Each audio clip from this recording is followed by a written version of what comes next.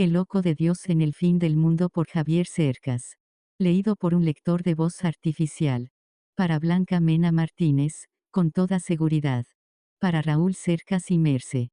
Más allá de la derrota hay una victoria de la que el triunfador nada sabe. William Faulkner.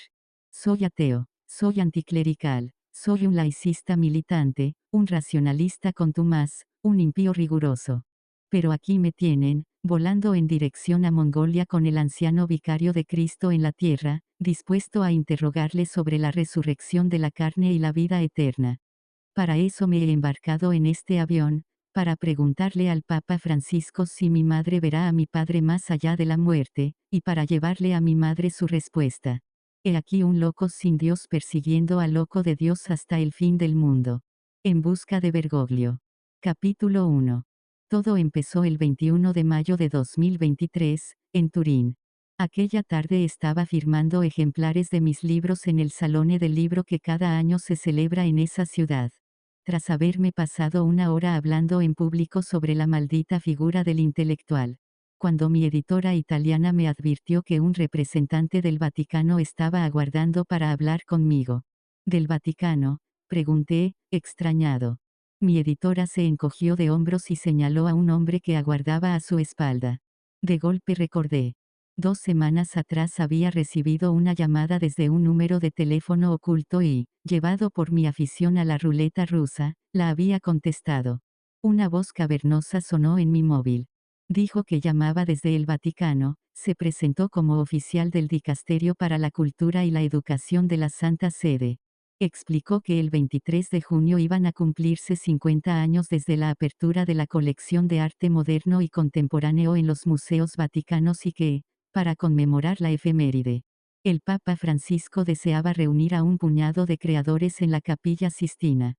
Crecí en un país católico, una familia católica y un colegio católico, de modo que, por muy descreído que sea, una invitación semejante es casi irresistible. Pero, mientras la voz de ultratumba del oficial del Vaticano seguía sonando en mi móvil y yo hojeaba mi agenda, pensé que me iba a resistir a ella. Me pareció excesivo viajar hasta Roma solo para escuchar unas palabras del Papa Francisco. Ya tenía en la punta de la lengua la negativa cuando, oh, milagro, descubrí en mi agenda que el mismísimo 23 de junio debía volar a Roma de camino a Pescara. Derrotado por la coincidencia. Le aseguré al emisario del Vaticano que haría lo posible por asistir a la reunión con el Papa y acto seguido escribí a mi editorial italiana para adelantar mi vuelo a Roma al día 22. De tal manera que el 23 por la mañana pudiera participar en la recepción papal y luego desplazarme hasta Pescara. Así que aquella tarde, en el Salone del Libro de Turín, pensé que el hombre del Vaticano quería hablar sobre el encuentro con el Papa en la Capilla Sistina. Error. El hombre se llamaba Lorenzo Fassini, se presentó como responsable de la librería Editrice Vaticana, la editorial de la Santa Sede. Y me soltó a bocajarro que el Papa Francisco viajaba a finales de agosto a Mongolia y que en el Vaticano habían pensado en mí para que escribiera un libro sobre el viaje, sobre el Papa, sobre la Iglesia, sobre el Vaticano, sobre lo que yo quisiera. Por un segundo pensé que era una broma. Miré al tipo, no era una broma. Más tarde Fassini me contaría que mi primera reacción a su propuesta fue soltarle, pero, oiga, ¿se han vuelto ustedes locos o qué?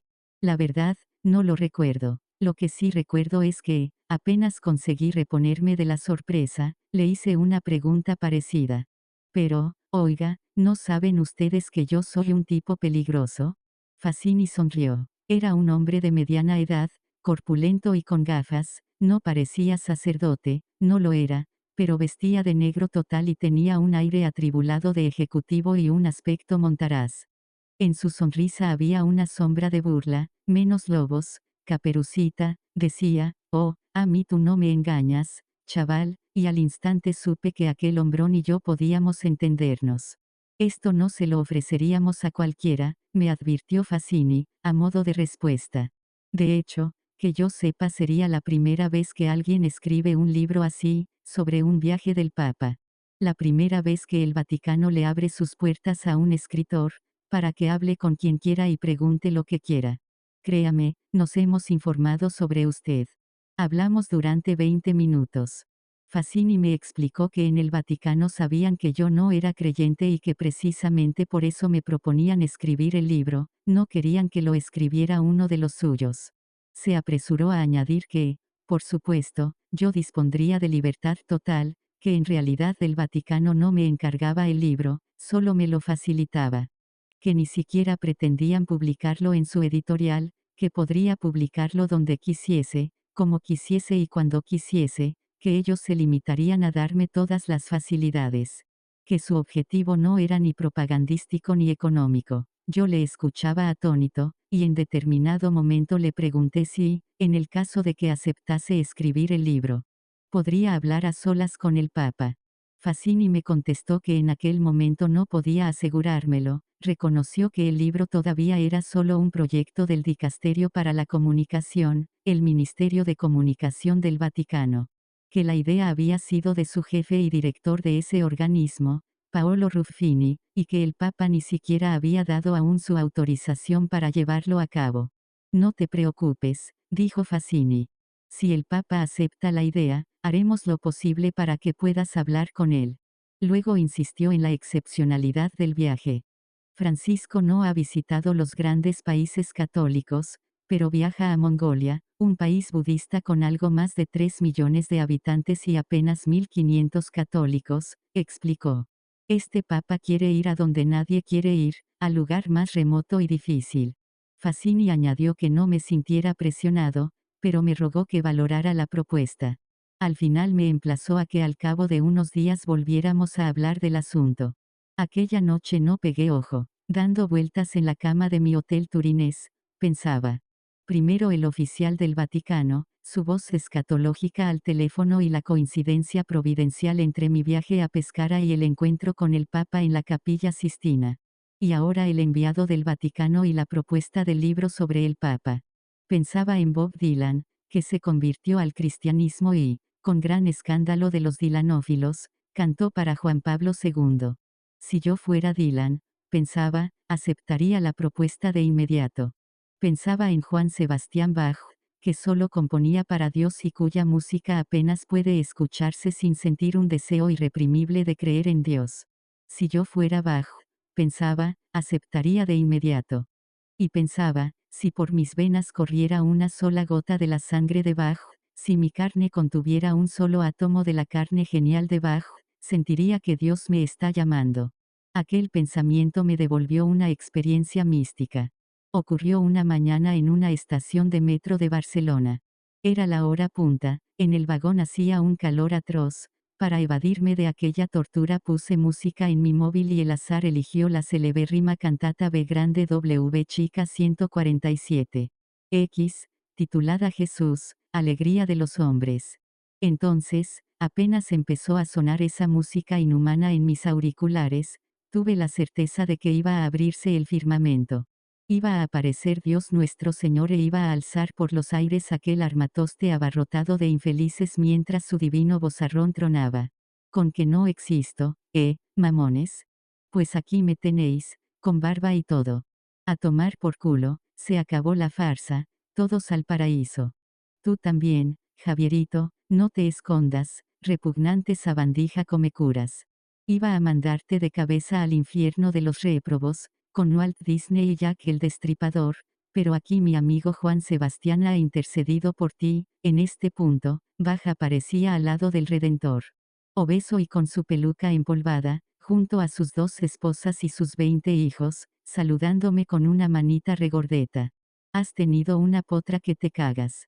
Fue justo entonces, tras recordar esa visión salvífica, cuando me acordé de mi madre viva y de mi padre muerto, ambos católicos a machamartillo, me acordé de que, desde la muerte de mi padre, mi madre no paraba de repetir que iba a encontrarse con él después de muerta, y me dije que, si podía estar unos minutos a solas con el Papa y hablarle de la resurrección de la carne y la vida eterna y preguntarle si era verdad que mi madre volvería a ver a mi padre.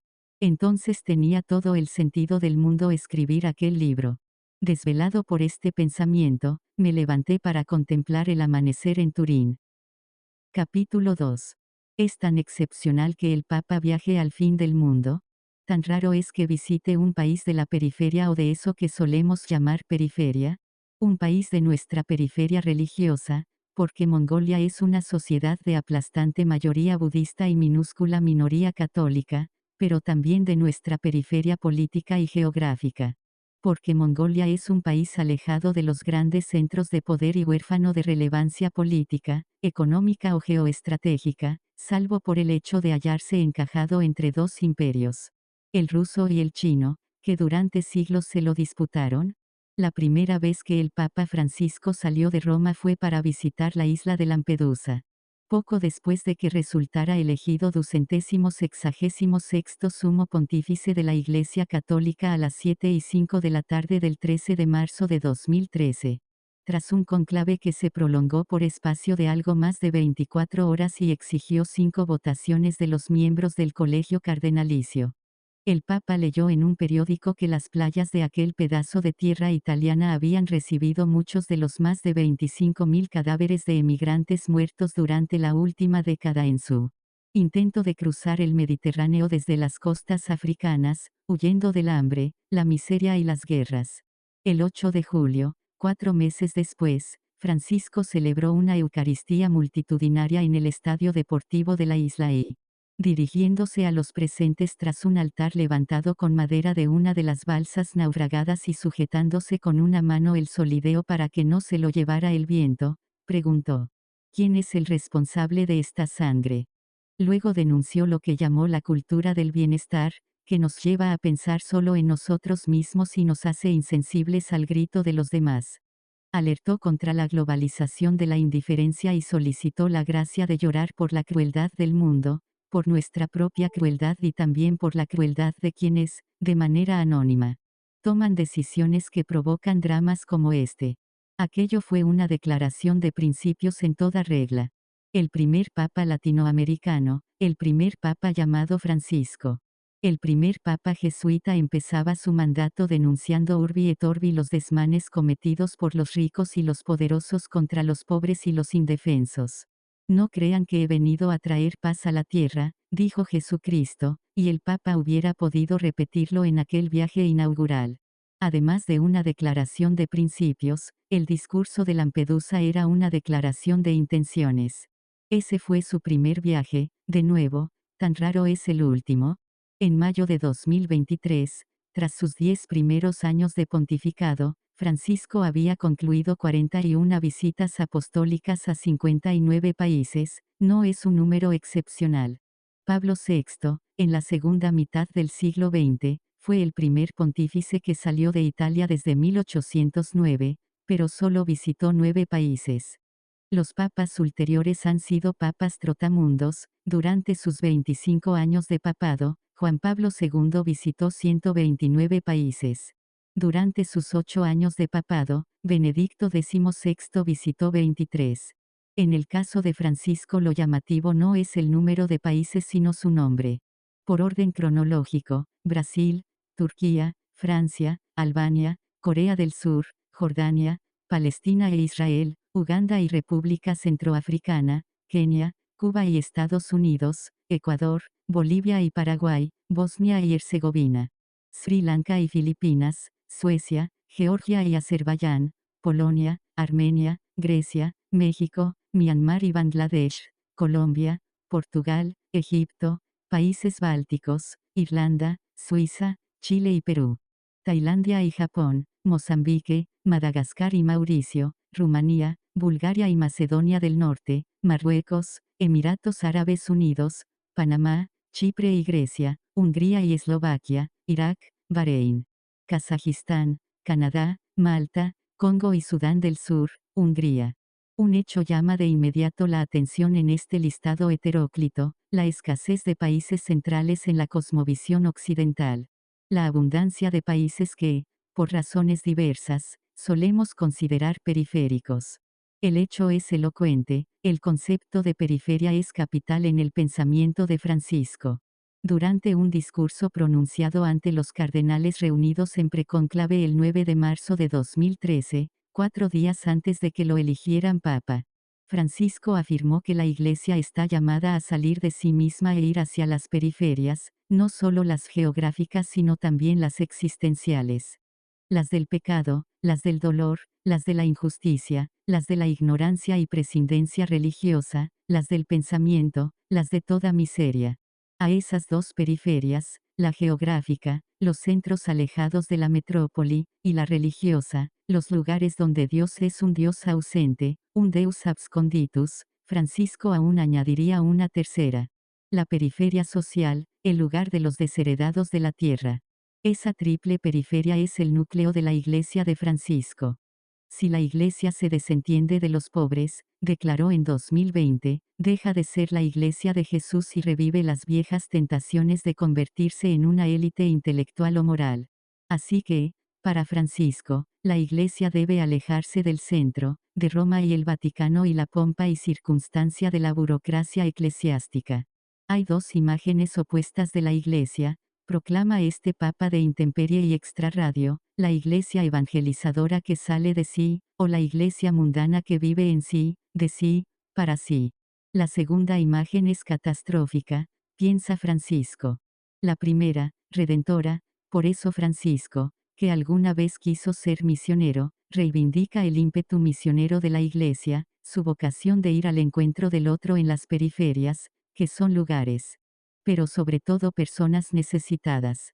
No puede decirse que, al menos en este punto, Francisco no practique con el ejemplo. Justo antes de acceder al papado, cuando ejercía como arzobispo de Buenos Aires, Bergoglio era mucho menos conocido en el norte de la ciudad, donde prospera la clase alta y media porteña, en La Recoleta, Palermo, Belgrano u Olivos, que en las llamadas villas miseria.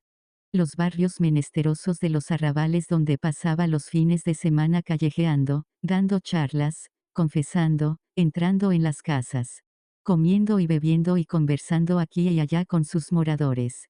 Fruto de esa frecuentación, en agosto de 2009 Bergoglio creó un organismo dedicado a ayudar en los barrios pobres, la Vicaría Episcopal para la Pastoral de las Villas de Emergencia.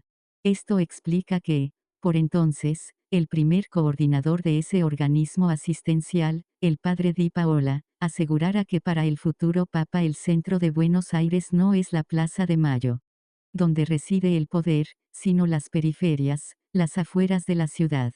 También explica que, pocos meses antes de ser elegido Papa, Francisco declarara que el problema de la Iglesia era que se había encerrado en sí misma, que se había vuelto comodona, autocomplaciente y mundana, y que esas facilidades la habían abocado al desencanto. Tenemos a Jesús atado en la sacristía, proclamó Bergoglio. Hay que desatarlo, decía, hay sacarlo de ahí y llevarlo a las afueras, el único lugar que no solo permite ver el mundo tal cual es, sino también encontrar un futuro nuevo. Este es el discurso de renovación que en 2013 Bergoglio encarnaba en la Iglesia, el mismo que los cardenales promovieron al sentarlo a él en la silla de San Pedro. En 2013, Bergoglio era el líder de la Iglesia en América Latina, un continente periférico donde el catolicismo estaba encontrando su nuevo futuro. La prueba es que por entonces contaba con un 41% del total de los católicos, 483 millones de 1.200. Tal vez nadie era más consciente de las razones de su elección como papa que el propio Bergoglio. Y por eso las primeras palabras que pronunció desde el balcón de la Basílica de San Pedro fueron estas: hermanos y hermanas, buenas tardes. Como sabéis, el deber de un conclave es dar un obispo a Roma. Parece que mis hermanos cardenales han ido a buscarlo casi al fin del mundo. También habría podido decir, han ido a buscarlo a la periferia. Así que para el Papa Francisco el viaje a Mongolia no es una excepción, es la norma. Francisco viaja a Mongolia para encontrar un futuro nuevo y para ver el mundo tal cual es desde el único lugar desde donde a su juicio puede verse, la periferia, el fin del mundo. Francisco viaja a Mongolia para seguir siendo Francisco. Capítulo 3.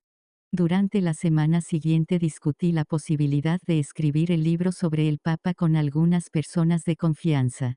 No lo hice porque no estuviera ya decidido o casi decidido a aprovechar aquella oportunidad inédita, siempre y cuando el Papa accediese finalmente a concedérmela, Claro está. Y siempre y cuando yo pudiese conversar unos minutos a solas con él para hablarle de la resurrección de la carne y la vida eterna. Para preguntarle si mi madre iba a ver a mi padre después de muerta, lo hice porque quería escuchar todas las objeciones posibles y someter mi decisión a un test de resistencia. Por su parte, Lorenzo Fassini me dijo que, si quería aclarar cualquier extremo de la propuesta con él y con su jefe, Paolo Ruffini, podíamos organizar un encuentro por Zoom. No fue necesario. Las personas con quienes hablé eran ateas, o agnósticas, pero todas se mostraron entusiastas con la idea, salvo un amigo. Heredero como yo de la densa tradición anticlerical española, mi amigo me preguntó, ¿estás seguro de que no vas a blanquear al Papa? O tal vez, ¿estás seguro de que no vas a blanquear a la Iglesia Católica? Se refería, claro está, a los casos numerosos de pederastia y abusos sexuales, a las opiniones del catolicismo sobre los anticonceptivos, sobre el aborto, sobre el divorcio, sobre la eutanasia, sobre la homosexualidad en general y sobre el matrimonio entre homosexuales en particular, a su visión retrógrada del mundo. ¿Iba a blanquearla? Es una pregunta que, casi con todas las variantes posibles, me han formulado muchas veces desde que escribí mi primera novela. Me han acusado de blanquear escritores fanáticos, intelectuales autodestructivos, falangistas cínicos o creyentes, asesinos en masa, traidores heroicos, impostores desmesurados, comunistas ejemplares, policías vengativos y un etcétera no corto de personajes de catadura semejante. Así pues, ¿soy un blanqueador inveterado? ¿Es solo una tara personal o los novelistas nos dedicamos básicamente a blanquear? ¿Para eso sirven después de todo las novelas? La literatura es un instrumento de conocimiento, sirve para comprender. Comprenderlo todo es perdonarlo todo, dice un dicho francés. Falso. Comprender no es justificar, es darse los instrumentos para no cometer los mismos errores. A eso nos dedicamos los novelistas, por eso, contra lo que predica la superstición literaria más extendida de nuestro tiempo, la literatura es útil. Eso sí, siempre y cuando no se proponga serlo, en cuanto se propone serlo, se convierte en propaganda o pedagogía, y deja de ser literatura, al menos, buena literatura, y deja de ser útil. Por lo demás, la Iglesia Católica no es solo pederastia y abusos sexuales y opiniones ultramontanas, fruto de una visión del mundo ultramontana, sino cosas muchísimo peores. Su historia abarca 2000 años de guerras santas, intolerancias asesinas y cinismos colosales. Esto no es una opinión, es un hecho. Pero también es un hecho que la Iglesia Católica es Jesucristo, Pablo de Tarso, Agustín de Hipona, Francisco de Asís, Tomás de Aquino, Teresa de Ávila y miles de misioneros que ahora mismo están peleando en todo el mundo para abrigar a los muertos de frío y dar de comer a los muertos de hambre y de beber a los muertos de sed. Eso le dije a mi amigo escéptico o reticente. Que la Iglesia Católica consiste en esa amalgama inextricable de maldades y bondades, de crímenes y santidad. Que la cultura occidental es inseparable de ella y que ignorarla no es un lujo sino un error, porque estamos amasados con ella.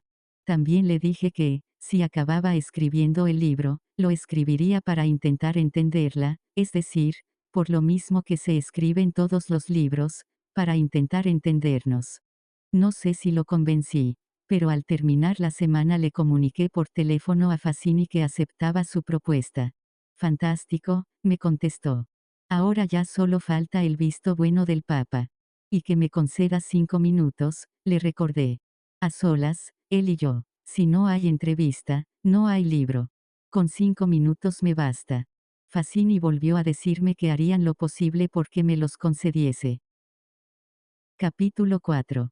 El Papa Francisco no se llama en realidad Francisco. Se llama Jorge Mario Bergoglio. Francisco es el nombre que se puso justo después de su nombramiento como Papa, siguiendo una tradición onomástica que se generalizó en la Iglesia durante el siglo XI, tras el pontificado de Sergio IV.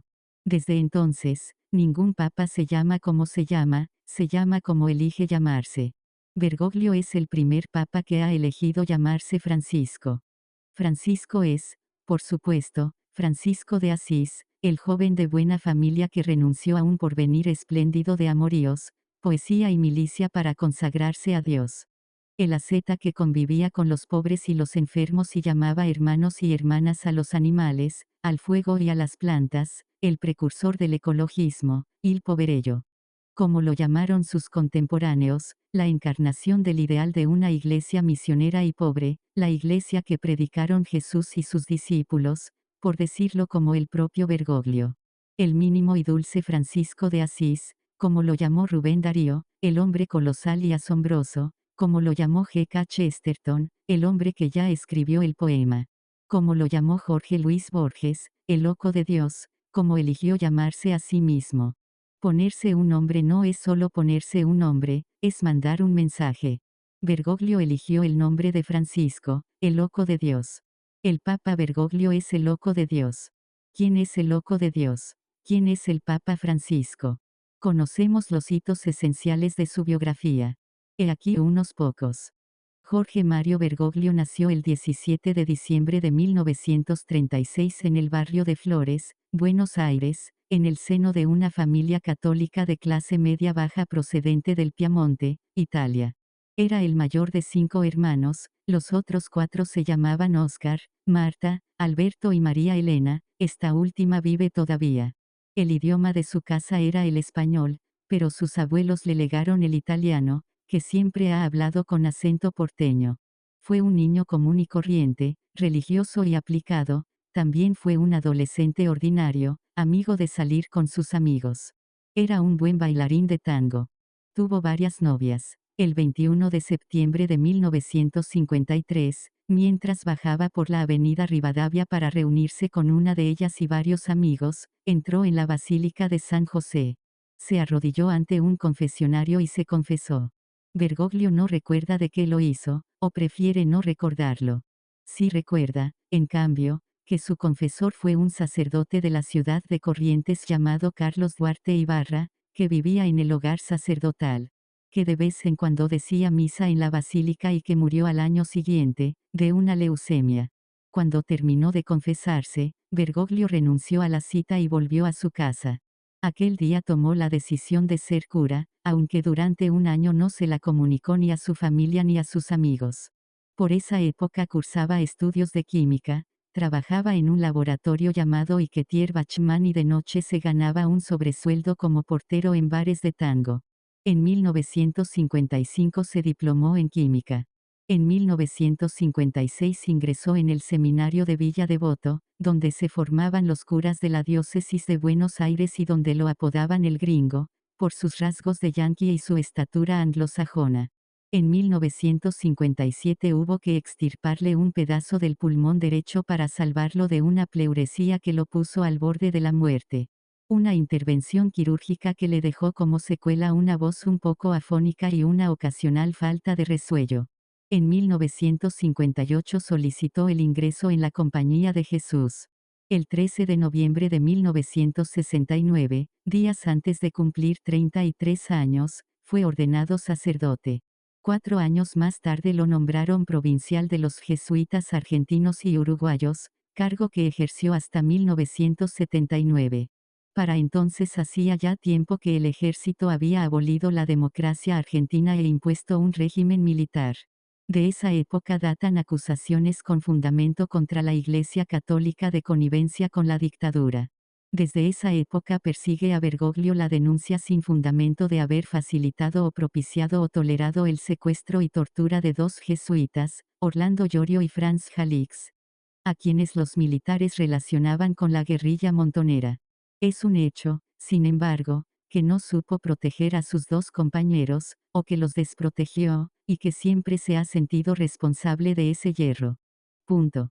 Entre 1980 y 1986 desempeñó el cargo de rector del Colegio Máximo de San Miguel, el centro de formación de jesuitas más prestigioso de Latinoamérica, desde donde seguía desplegando su influencia en el gobierno de la provincia.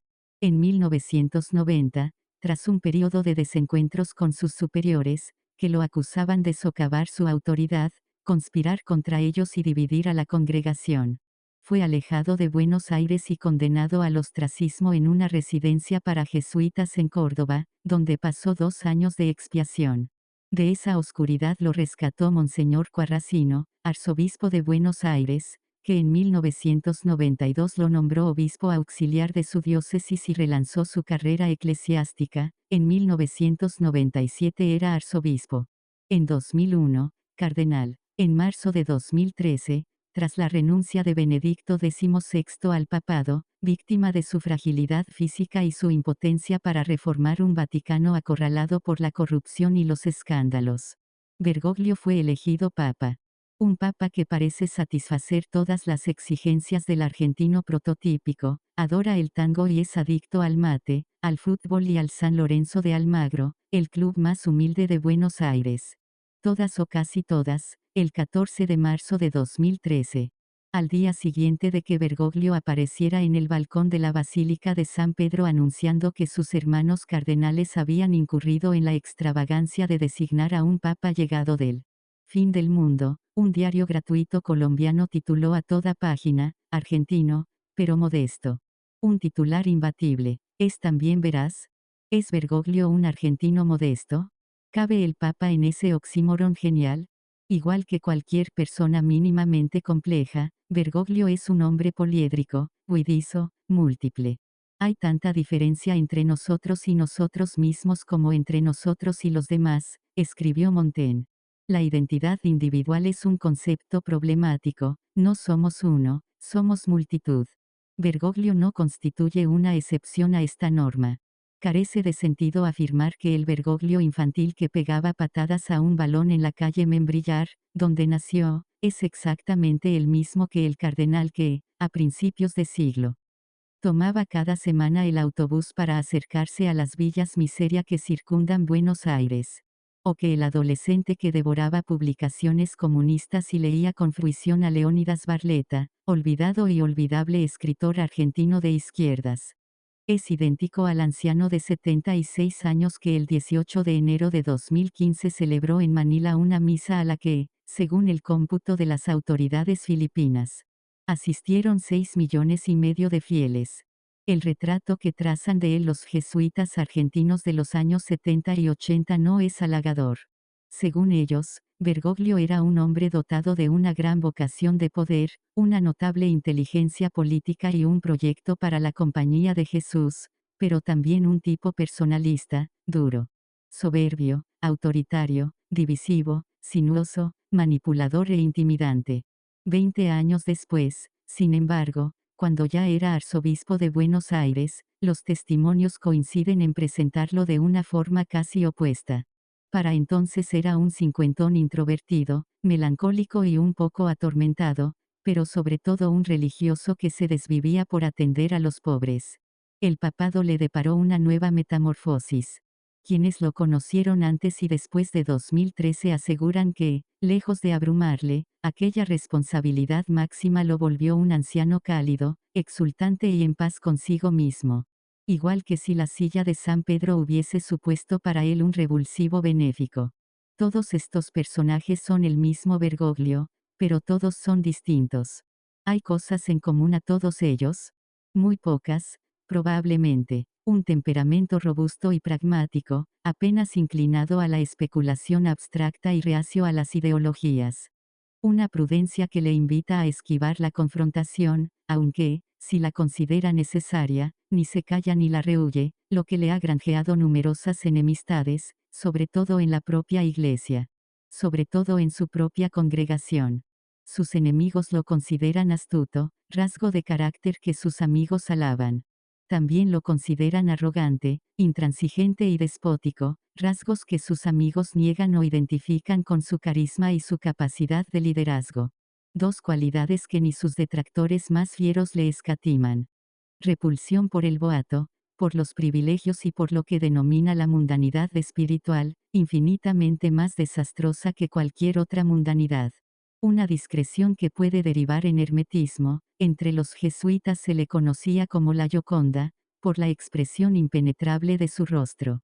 Una tendencia individualista que en determinados momentos chocó contra la disciplina eclesiástica. Una pericia demostrada en el tú a tú, en la relación personal. Dotes organizativas. Capacidad de concentración y de trabajo. Pasión por la lectura y gusto por la escritura. Afición a la ópera, que solía escuchar de niño los sábados por la tarde, con su madre y sus hermanos. Sobriedad, disciplina, desde tiempo inmemorial, Bergoglio se levanta poco después de las 4 de la mañana para rezar, se acuesta sobre las 10 de la noche. Duerme a diario una siesta de 45 minutos. Religiosidad de hierro. De hecho, este último parece el rasgo más permanente de ese hombre tornasolado y escurridizo. Lo es la fe en Dios y la creencia en la resurrección de la carne y la vida eterna la única cosa que iguala a todos los Bergoglios de Bergoglio. Capítulo 5. Una confesión obligatoria, soy escritor porque perdí la fe. La perdí en la adolescencia, pero solo hace poco me di cuenta de que compensé esa pérdida con la literatura, o al menos no fue hasta hace poco cuando fui capaz de contarlo. Ocurrió en la Embajada Española en el Vaticano, en el Palazzo di Spagna, en la Piazza di Spagna de Roma. Semanas atrás me habían invitado a mantener un diálogo público sobre religión y literatura con el cardenal Gianfranco Ravasi, presidente del Pontificio Consejo de Cultura. El Ministerio de Cultura del Vaticano. Acepté de inmediato, porque nunca había conversado con un cardenal y porque Ravasi era un hombre aureolado por una sólida reputación de sabio, conocedor de decenas de lenguas y autor de más de 150 libros. El diálogo se celebró en uno de los salones del Palazzo di Spagna, donde me alojé. Al llegar me advirtieron que en la mansión habitaba Fray Piccolo, uno de los fantasmas más antiguos de la ciudad. Y que allí se habían alojado Velázquez, Casanova o Jackie Kennedy.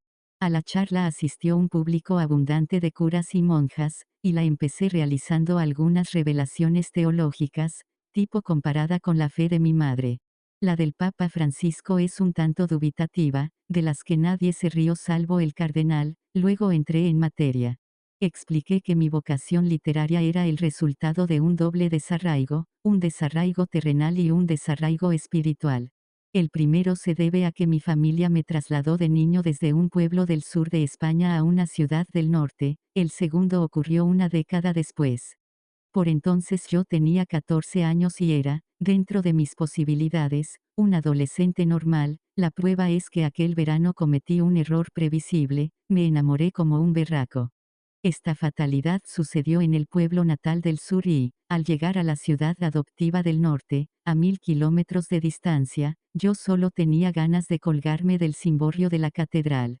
Fue un momento dramático, que intenté capear echando mano del libro más dramático que encontré, con tan mala fortuna que resultó ser San Manuel Bueno, mártir. Una novela de Miguel de Unamuno donde se refiere la historia del cura de un pueblo, Valverde de Lucena, que ha perdido la fe y pese a ello continúa predicando la palabra de Dios a sus feligreses. Convencido de que, sin ella, no sobrevivirán al dolor de la existencia y a la soledad del mundo. Leí ese libro con tal intensidad que, aunque no he vuelto a leerlo desde entonces, lo recuerdo como si lo hubiera leído ayer. El resultado fue un cataclismo. Hasta aquel momento yo había sido un lector alegre y confiado, además de un alumno ejemplar de los maristas, un chaval estupendo, católico, estudioso y amante de los deportes. Pero me armé tal lío con la novela de Unamuno que casi de un día para otro dejé de ser católico y me entregué al alcohol, el tabaco y el desenfreno. No contento con ello, en los meses que siguieron leí todos los libros de Don Miguel, lo que acabó de sumirme en una frenética etapa de confusión mental de la que todavía no he salido. Así fue como dejé de leer solo en busca de entretenimiento y empecé a leer en busca de conocimiento, o de una mezcla de entretenimiento y de conocimiento, de placer y utilidad. Es decir, así fue como aprendí a leer. Y así fue también como entendí lo que quiso decir Cesare Pavese cuando escribió que la literatura es una defensa contra las ofensas de la vida, y así fue como empecé a soñar con ser escritor. Así fue, en definitiva, como la literatura se convirtió para mí en un sucedáneo de la religión y como me lancé a buscar en ella un relevo de la fe perdida. De las certezas y el sosiego que la religión procura. Sobra decir que esa búsqueda era un error, Porque la literatura no proporciona ni sosiego ni certezas, lo que proporciona son nuevas preguntas, inquietudes nuevas, ninguna respuesta. Pero, cuando descubrí esa evidencia, ya era tarde y no había vuelta atrás. Esto es más o menos lo que le conté aquella tarde, en el Palazzo di Spagna, al cardenal Ravasi, mientras los curas y monjas del público me escuchaban con cara de haberse equivocado de evento. La respuesta del cardenal fue un discurso deslumbrante, empedrado de citas en todas las lenguas herméticas de los libros sagrados, donde se propuso rebatir mi afirmación de que la fe católica proporciona certezas y sosiego, y donde describió las dudas, angustias y perplejidades que asedian al creyente. Un discurso tan persuasivo que al final le pregunté, un poco ansioso, no sin un punto de vehemencia mordaz, si podía seguir envidiando a mi madre tanto como la envidiaba y si ella podía quedarse tranquila y seguir creyendo en la resurrección de la carne y la vida eterna. Convencida por completo como está de que, cuando fallezca, se reunirá con mi padre y ambos permanecerán juntos hasta el fin de los tiempos. Porque eso es lo que dice el credo, no, le insistí al cardenal. Eso es lo que significa creo en la resurrección de la carne y la vida eterna, ¿verdad? Hubo un tira y afloja dialéctico, algo irónico y extremadamente cordial, en el que el prelado insistió en las incertidumbres y desgarros de la fe y yo insistí en la paz que proporciona o debería proporcionar, y, antes de terminar el acto, volví a repetir mi pregunta. Finalmente, Monseñor Ravasi asintió sin dejar de sonreír y, cuando nos despedimos, me pidió la dirección de mi madre, que días después recibió en su casa un rosario y una carta muy cariñosa, escrita de su puño y letra por el propio cardenal. Aquella noche, en el Palazzo di Spagna, tampoco dormí bien. No se me apareció el fantasma de Fray Piccolo, pero sí los de mi madre y tres hermanos maristas, el hermano Cecilio, el hermano Egberto, el hermano Gaudencio, que me persiguieron a puntapiés por mi dormitorio recriminándome a gritos que me había portado peor que el mismísimo Casanova y preguntándome si no me daba vergüenza haber ido a la Santa Sede solo, para contar chistecitos sacrílegos y hacerle preguntas incómodas al cardenal, con lo bueno y obediente que había sido yo siempre. Pero ahora, años después, comprendo que no dormí mal por eso, o no solo, dormí mal porque, aunque no había mentido en mi coloquio con el cardenal Ravasi, tampoco había dicho toda la verdad. No había dicho que, durante mi infancia católica, yo no había conocido la angustia, y que la había descubierto en el momento en que perdí a Dios.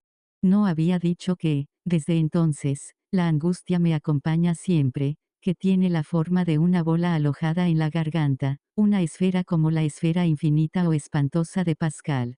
Aquella cuyo centro está en todas partes y cuya circunferencia en ninguna. No había dicho que ese objeto indescifrable, que a veces ocupa tanto espacio que apenas permite respirar, es el engendro que me impele a escribir, que escribo para destruirlo. Para arrancármelo de la garganta y librarme de él, para disolverlo o pulverizarlo con palabras y regresar a la víspera venturosa de la angustia, cosa que solo consigo en ciertos momentos mágicos. Antes de que el engendro regrese, íntimo y puntual. No había dicho que esa esfera ocupa dentro de mí un espacio tangible y que ese espacio tangible es una ausencia tangible y que esa ausencia tangible es la ausencia de Dios. Capítulo 6. G. K. Chesterton, uno de los escritores favoritos del Papa Francisco, escribió sin descanso sobre el Loco de Dios. Católico ortodoxo en la Inglaterra anglicana, príncipe del humor en el pesimismo de la Europa fin de siglo y emperador de la paradoja, Chesterton abominaba del orgullo. Juzgaba que todos los males del mundo proceden de algún intento de superioridad, sostenía que el pecado más dañino es la soberbia, la falta de Satanás. El non serviam del ángel rebelde del Génesis y del profeta Jeremías, y no albergaba la más mínima duda sobre el hecho de que la virtud insuperable es la humildad. Una virtud tan despreciada que, aseguraba, quien la reivindica adquiere un no sé qué de depravación inexpresable. A la vista de lo anterior, se comprenderá que Francisco de Asís fuera el héroe de Chesterton, el loco de Dios es la encarnación misma de la humildad. Una humildad entendida en un sentido preciso. Es la sencillez que permite, previo paso por un proceso de ascetismo mental, por una castración de todo nuestro ser, el prodigio de sentir la bondad esencial del universo. En otras palabras, la humildad es el arte suntuoso de reducirse a un punto, no a algo grande o pequeño, sino a una cosa que no tiene tamaño, de modo que todas las cosas del universo sean como son en realidad. De tamaño inconmensurable. Pero esto no es todo lo que enseña San Francisco, según Chesterton, de hecho, ni siquiera es lo fundamental. Hasta Francisco, escribe Chesterton, la Iglesia había insistido, con razón, en que la humildad es una fuente de mejora moral. Por decirlo brevemente, el cristianismo había enseñado a los hombres a ser humildes para que repararan en lo malos que eran. Francisco fue el primero en enseñar a los hombres a ser humildes para que pudiesen darse cuenta de lo buenos que eran.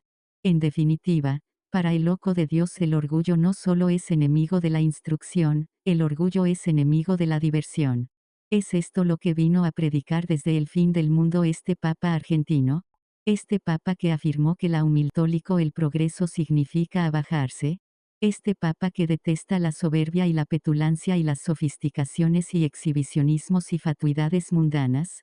Vino Bergoglio a predicar el gozo sin condiciones de estar vivo y por eso insiste en la alegría como esencia de la vida cristiana, que debe vivirse como una fiesta.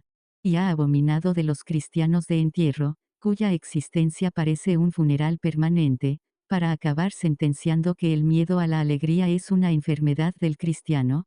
Por eso la primera exhortación apostólica que publicó Bergoglio, su primer documento papal, tal vez el más determinante de su mandato, se titula Evangelii Gaudium, la alegría del Evangelio. Aboga el Papa por el arte franciscano de reducirse a un punto, a una minúscula cosa sin tamaño, y por el arte evangélico de ser los últimos para ser los primeros. Es eso lo esencial que ha traído consigo desde Latinoamérica, el futuro nuevo que anuncia este Papa periférico. Este Papa que viajaba a Roma lo mínimo posible incluso cuando era cardenal y estaba obligado a hacerlo, porque Roma representaba para él el corazón de todo lo que la Iglesia no debería ser. Lujo, ostentación, hipocresía, burocracia, como declaró Federico Valls, secretario de prensa de Bergoglio en el Arzobispado de Buenos Aires. No solo ha venido a recordarnos Francisco la humildad radical de Francisco de Asís, sino también a postular la hipótesis asombrosa de nuestra propia, escondida bondad. Capítulo 7. Más preguntas. Quiso decirme algo el cardenal Ravasi en el Palazzo di España, con sus risas y sus sonrisas y sus citas en lenguas herméticas. Y tal vez no se atrevió a decírmelo para no perturbar a los religiosos que nos escuchaban, para no perturbar a mi madre, para no perturbarme a mí. O lo dijo, pero no lo dijo abiertamente, y yo no acerté a entenderlo. Quiso decir el cardenal lo que a mí me pareció entender, y es que un católico no siempre está seguro de que después de la muerte lleguen la resurrección de la carne y la vida eterna. Y que estas dudas procuran angustia y desasosiego, como se las procuraron a San Manuel Bueno, mártir. O, por el contrario, quiso decir que la resurrección de la carne y la vida eterna no deben tomarse al pie de la letra, como se lo toman mi madre y millones de cristianos, sino de una manera simbólica, igual que si fueran figuras poéticas de una grandiosa composición teológica conocida como cristianismo. ¿Acaso intentó decir que, en realidad, ni el Papa ni los cardenales creen en Dios, no al menos con la convicción con que cree mi madre, con la fe sin preguntas de los feligreses de Valverde de Lucena, con la fe proverbial del carbonero? Fue por esa razón por la que todas las personas a quienes propuse el test de resistencia del libro sobre el Papa sugirieron que, a mi pregunta por la resurrección de la carne y la vida eterna, Bergoglio respondería con una evasiva. Que el Papa no diría que no creía que mi madre no volvería a ver a mi padre después de muerta, porque no podía decirlo, pero tampoco que sí lo creía. Porque no se atrevería a decírselo a un maldito intelectual ateo. Que un católico dude en ocasiones de las certezas de la fe no significa que, para él, esas certezas no existan, ni que no le proporcionen el sosiego que toda certeza procura. La razón es evidente, lo que define el cristianismo es su creencia en el más allá, en la resurrección de la carne y la vida eterna. Si esa creencia no existe, el católico deja de ser católico. Y si Cristo no resucitó, escribe Pablo de Tarso a los cristianos de Corinto, vana es entonces nuestra predicación, y vana es también vuestra fe. Por eso no creo que el cardenal Ravasi considere que las creencias cristianas poseen un alcance solamente simbólico. Tal consideración socavaría la base misma del cristianismo y desactivaría su potencia colosal, históricamente casi invencible. En este sentido, lleva razón el científico ateo Jim Brickmont cuando escribe, la existencia de Dios, de los ángeles, del cielo y del infierno, o la eficacia de la oración son aserciones de hecho. Y si las retiramos de veras, es decir, si admitimos que son falsas, entonces no sé lo que queda del discurso religioso. En cuanto a la afirmación de que, en realidad, ni el Papa ni los cardenales creen en Dios, puede servir como chascarrillo de casino de pueblo. Pero, tomada en serio, la humorada ignora el hecho fundamental de que, como escribió Spinoza, cada cosa se esfuerza, cuanto está a su alcance, por perseverar en su ser. Y de que el anhelo de seguir viviendo, la fobia a la muerte y el ansia de inmortalidad se hallan grabados a fuego en lo más hondo del ser humano, sin excluir a papas y cardenales. Tal vez nadie lo haya dicho mejor que Ludwig Feuerbach, hacia 1851, en sus lecciones sobre la esencia de la religión. Un Dios es por tanto esencialmente un ser que satisface los deseos de los hombres. Pero a los deseos del hombre, de ese hombre que no limita sus propios deseos a la necesidad natural, pertenece más que ningún otro el deseo de no morir, de vivir eternamente. Este deseo es el último y sumo deseo del hombre, el deseo de todos los deseos, como la vida es el compendio de todos los bienes. Un Dios que no satisface ese deseo, que no supera la muerte o al menos la compensa con la otra vida, con una nueva vida, no es un Dios, por lo menos no es un verdadero Dios. Que corresponde al concepto de Dios. En palabras distintas, el hombre no cree en la inmortalidad porque cree en Dios, sino que cree en Dios porque cree en la inmortalidad, porque sin la fe en Dios no puede aportar un fundamento a la fe en la inmortalidad. Aparentemente lo primero es la divinidad, lo segundo la inmortalidad, pero en verdad lo primero es la inmortalidad, lo segundo la divinidad. También por eso, porque la inmortalidad es lo primero, yo quería preguntarle al Papa por la resurrección de la carne y la vida eterna. Capítulo 8. Es verdad, soy un ateo redomado, un impío pertinaz, no creo en Dios ni en la resurrección de la carne ni en la vida eterna, pero ¿significa eso que no soy católico? ¿Puede no ser católico un tipo nacido en un país rocosamente católico, engendrado en una familia rocosamente católica y educado en un colegio rocosamente católico? No podemos no llamarnos cristianos, escribió Benedetto Croce. Italiano y ateo, Croce juzgaba que el cristianismo había obrado la mayor revolución de la historia. Una metamorfosis radical que tuvo lugar en el centro del alma, en la conciencia moral de los seres humanos y dotó al mundo de una virtud nueva. De una nueva cualidad espiritual que hasta entonces le había faltado a la humanidad. Definir esa revolución requiere un rodeo. Día: 13 de marzo de 2013. Hora: 7:05 de la tarde.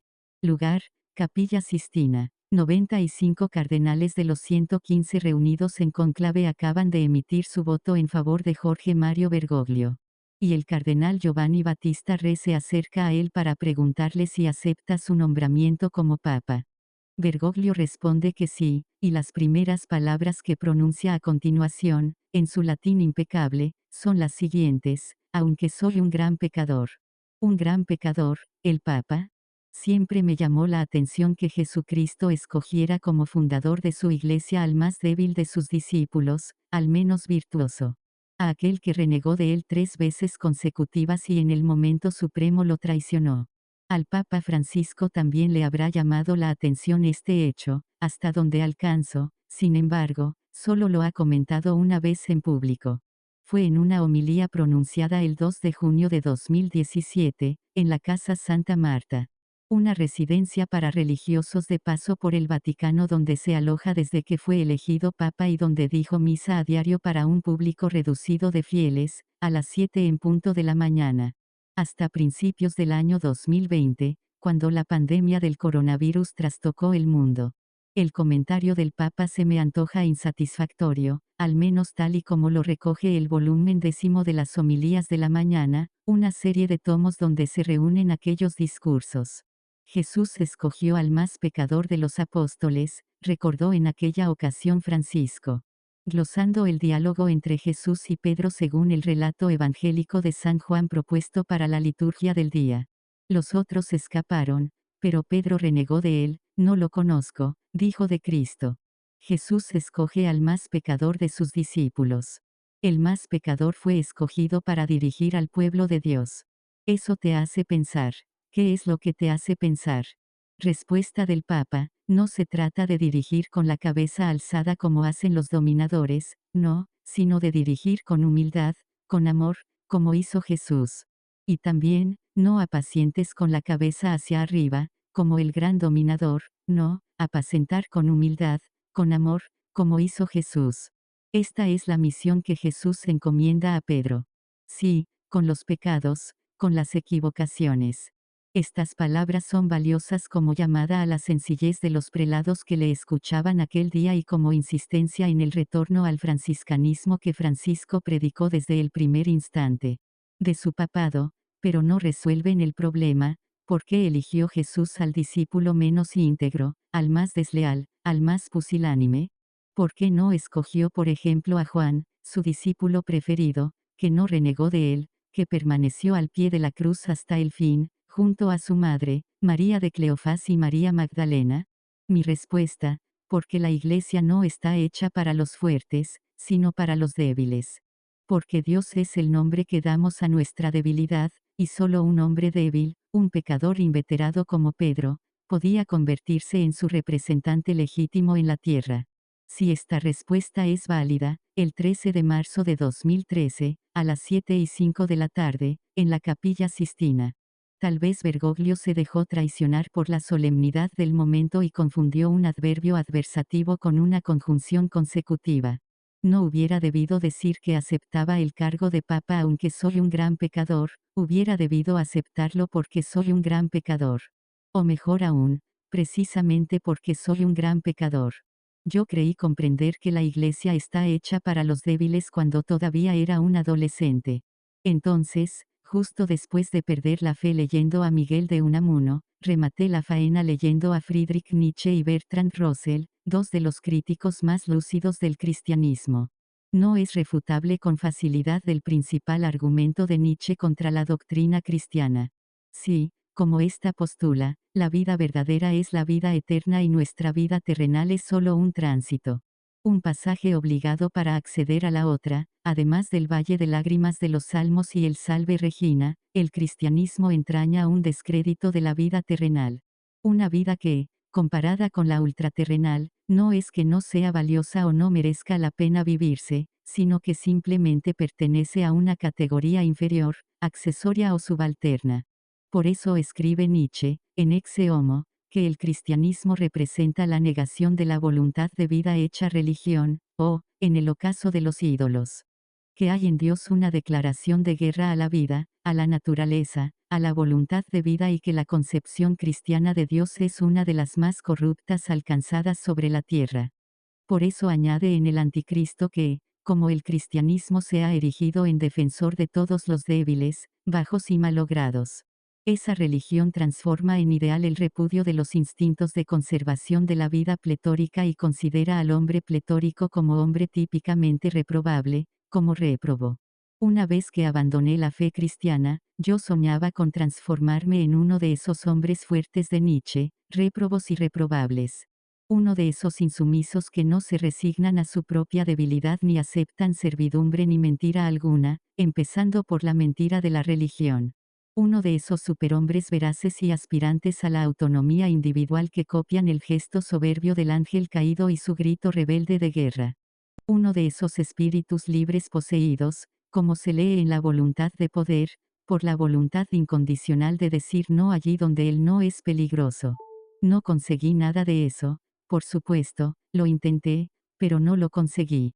Lo que sí imaginé en cambio es que, si en vez de tener discípulos tan débiles como Pedro, Jesús hubiera tenido discípulos fuertes, si simplemente todos sus discípulos hubieran sido tan leales como Juan o tan veraces como los espíritus libres de Nietzsche.